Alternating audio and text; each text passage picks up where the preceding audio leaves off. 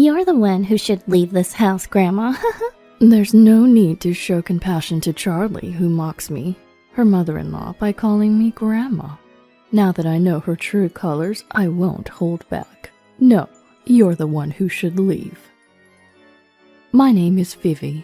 I work as a medical social worker helping patients in need. Because my name is unique, patients remember me easily.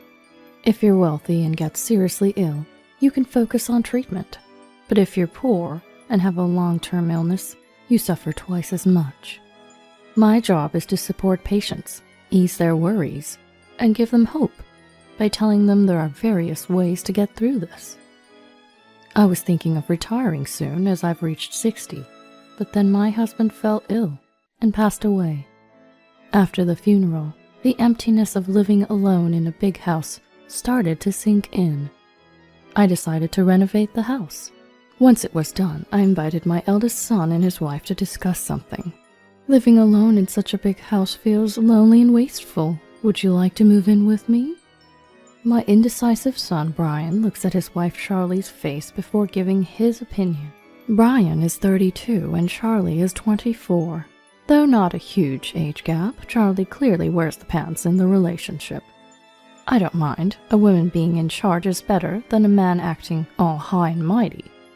If you're okay with it, we'd love to live with you. Charlie is always cheerful and competent, and I think she's a good daughter-in-law.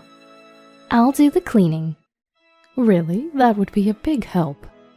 Charlie gives Brian a smile that's more like a glare, and he mumbles, "Oh, sure." I chuckle and say, "Don't worry about finances. I'm still working and have savings. I'm not asking you to take care of me." Brian looks relieved. I chuckle again, realizing that was his concern. Charlie works part-time at a grocery store, but also takes care of the house. She handles all the chores so I can focus on my job. I talk more with Charlie than with my reserved son Brian, and we've had a good mother-in-law and daughter-in-law relationship. What does a medical social worker do? It's important work. For example, a male patient had a serious illness requiring long-term treatment. He was told his bill was $100 and argued with the clerk, thinking it was a mistake. Charlie listens intently. When this burly, rough-looking man raised his voice, the young clerk got scared. That's when I step in. I calmly talk to him, listen to his concerns, and help him relax. He works for a shipping company, doing heavy labor, like unloading trucks. Doctors tell him to avoid physical work, but that's easier said than done. So that's where you come in? Exactly. I encourage him to have a positive mindset. If he's feeling hopeless, he won't come up with good solutions. There are various systems in place to help people in need. Systems? There are new programs, so not everyone knows about them. That's where experts like me come in, to guide people toward hope. He got better and is now working happily. Whoa, Vivi, you're doing God's work. That's an exaggeration. One day, Charlie bought a new refrigerator. When I saw the strong man delivering it, I was surprised. "Is that you, Danny?" "I thought it might be you, Vivi. Your name is so unique." You know each other? "I'm glad to see you're doing well." "Vivi, you saved my life. I would never forget your kindness." After Danny left, I say to Charlie, "Remember the burly guy I told you about?" Oh, you mean the guy who'd look like a villain when he wore a suit? Don't judge a book by its cover. He's a kind-hearted man. A scary face but a gentle heart? Is that your type? What are you talking about? Charlie is a good person, but she has her reckless moments. She's free-spirited and has many male friends. She stays out late, which I find concerning, but she's still in her 20s, so I let it slide. One night, she came home around 2 a.m., quite drunk, after attending a reunion. Brian didn't seem to mind, so I didn't say anything. Then one day, Brian said to me, "I'm worried Charlie might be cheating." "Cheating? Do you have any proof?" "I saw her. She was at a restaurant with a young man I don't know, looking very close and happy." "Did you ask her about it?" "I did, casually. She said he was a classmate from middle school." It's not ideal for a married woman to be alone with a man other than her husband. But I didn't want to ruin the good relationship I had with Charlie by being too nosy. 10 years have passed since my husband died, and I'm now 70. I've retired from work. Then tragedy struck. Brian, only 42, suddenly fell ill and passed away. After the funeral, when it was just Charlie and me, I said, "The greatest act of filial piety is not to die before your parents. That way, parents don't have to experience the irreversible tragedy of losing a child." Vivi. 2 months have passed since his death, and the sorrow hasn't faded. One day, Charlie called me. Vivi, can I bring a friend over? A friend? Sure. I assumed it would be a female friend, but it was a man. Long blonde hair, down to his shoulders, piercing eyes, a flashy leopard print shirt, and ripped jeans. Charlie introduced him with a smile. This is Miles, a classmate from middle school. Yo! That's his greeting for our first meeting? I've always told people not to judge others by their appearances, but this guy is pushing it. Nice to meet you. Yeah, I enjoy meeting Charlie in bed every night too. Idiot. I've never been fond of people with no class. I hope to God he's just a friend and not her lover. After that, Charlie kept bringing Miles to the house. The first time was the only time she asked for permission. It's only been just 2 months since Brian passed away, so I can't believe this. I can't help but remember what Brian said about Charlie possibly cheating.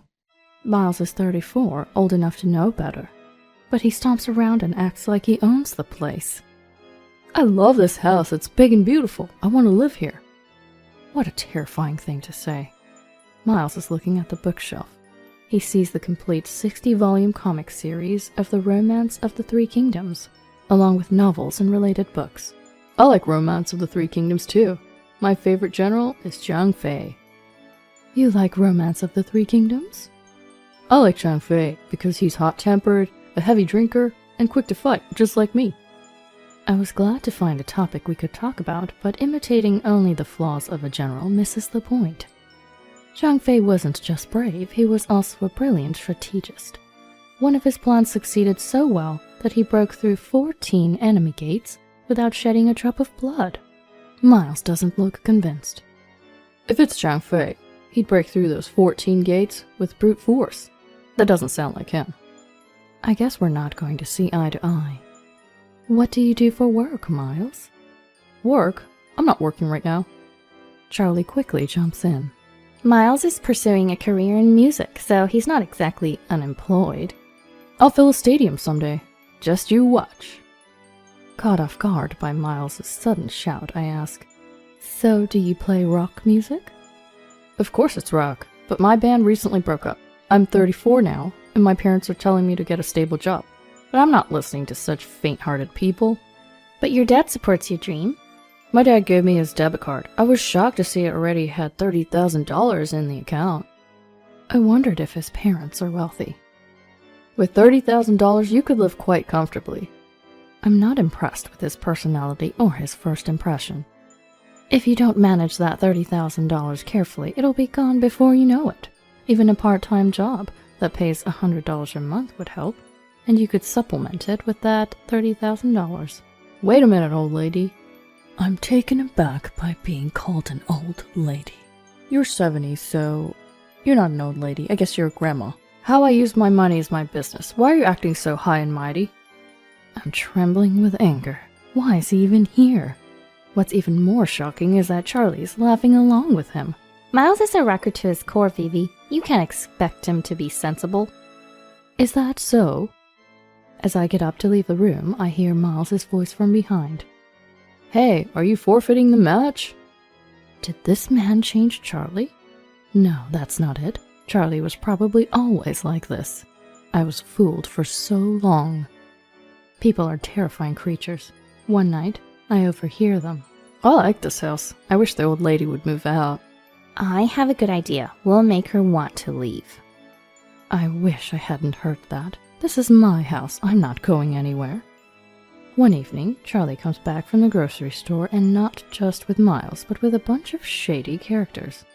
They start a drinking party in the living room, making a lot of noise and laughing loudly.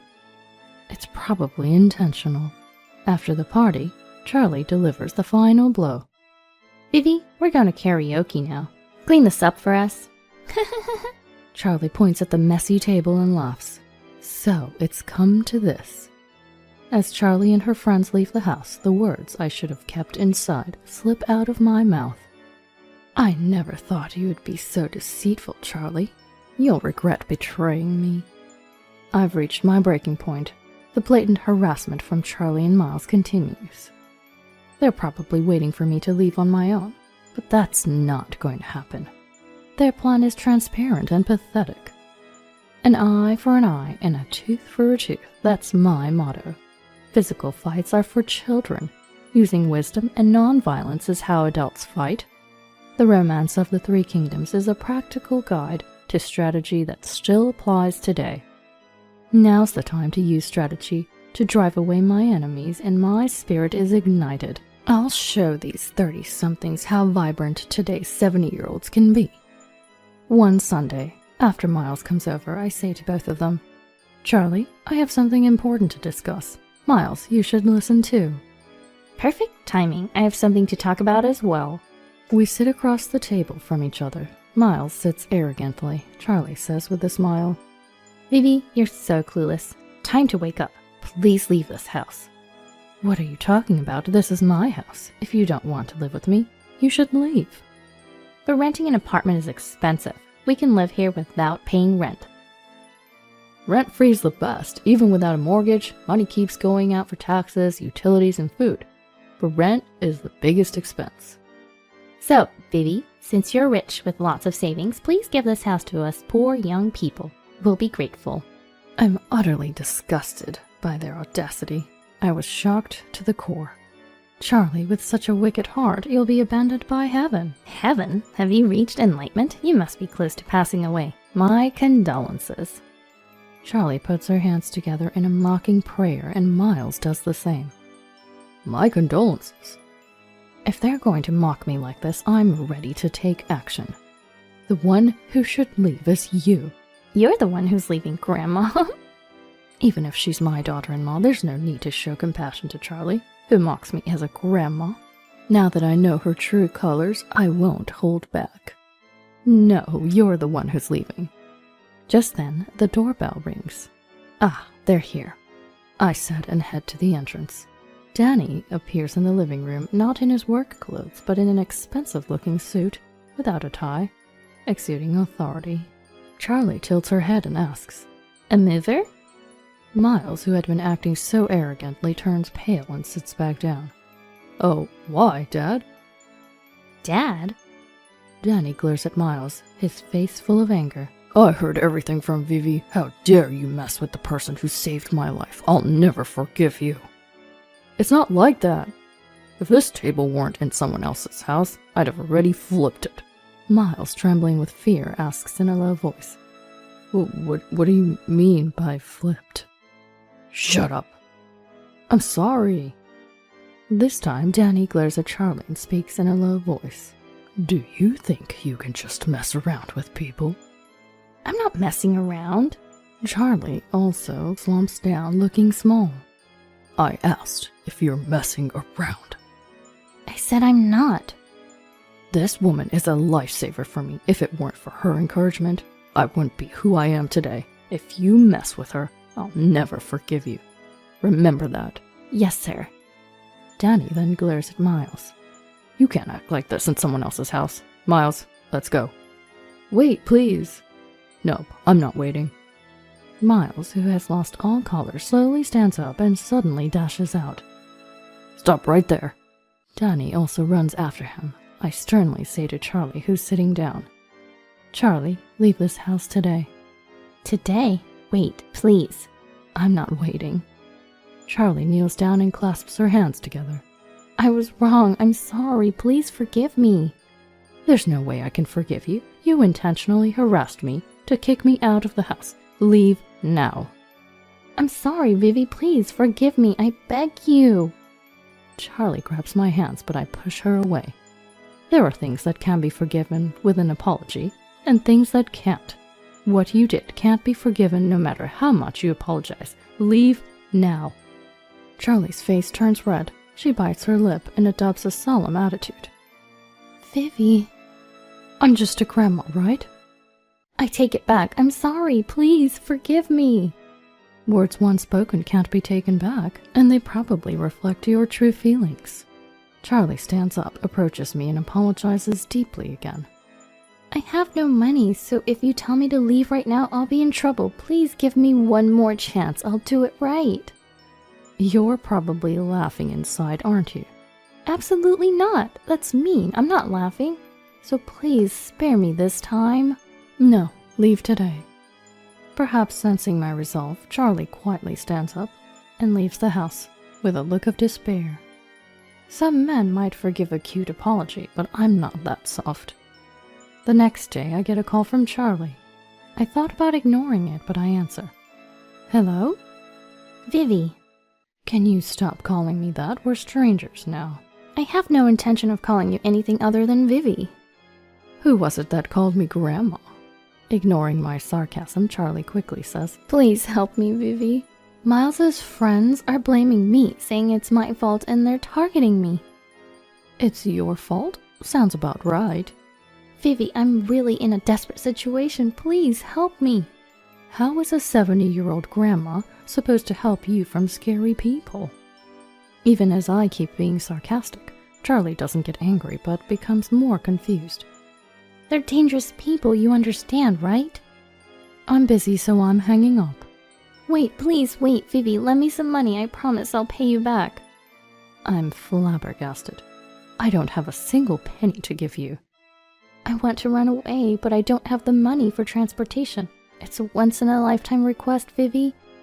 I'm a 70-year-old grandma living on a pension. I don't have the luxury to give money to a stranger. But you said you have savings. Goodbye. Wait. I coldly hang up the phone. Being chased by dangerous people? This isn't a TV show or a movie. She's probably making up stories because she knows I won't lend her money. It's like a specialized scam. But something feels off. What if she's actually in danger? She's a young woman and I can't help but worry.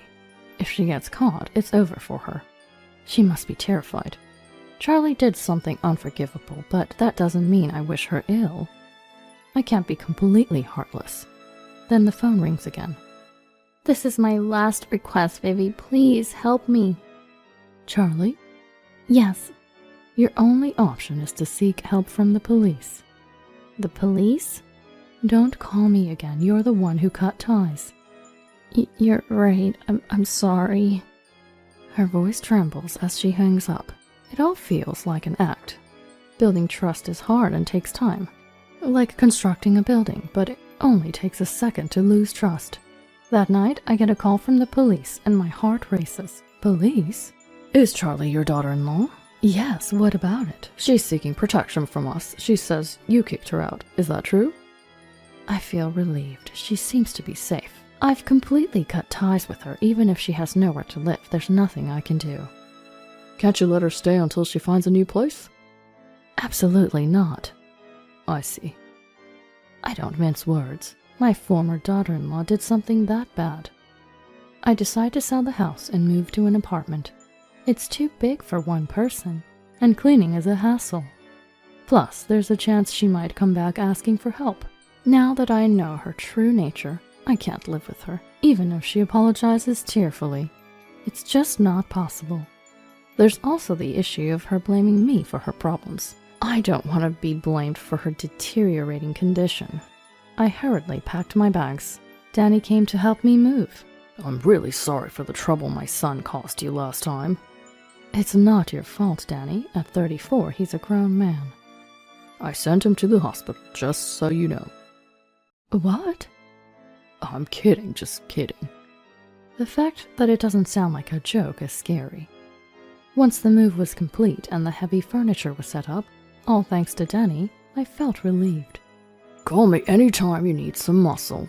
I'll be there in a flash. I may not be the sharpest tool in the shed, but I've got plenty of brawn. All my smarts went into my muscles. Ha ha ha. Thank you, Danny. I won't hesitate to call you when the time comes. Who would have thought Danny and Miles were father and son? It's a small world, but thanks to that, I was able to counterattack. I lost my husband, my beloved son, and now the last tie to my daughter-in-law is severed. But I don't feel particularly lonely. Thanks to my outgoing nature, I quickly became friends with the neighbors. A cheerful greeting is the first step to friendship. Looking back on the tumultuous past few weeks, I'm glad I caught on to Charlie's wickedness early on. I was on the verge of losing my home. People can be truly frightening. Now I'm living a luxurious and free life, listening to my favorite music, savoring my favorite coffee, and enjoying my favorite books. My days are comfortable and fulfilling. I'm glad I saved diligently.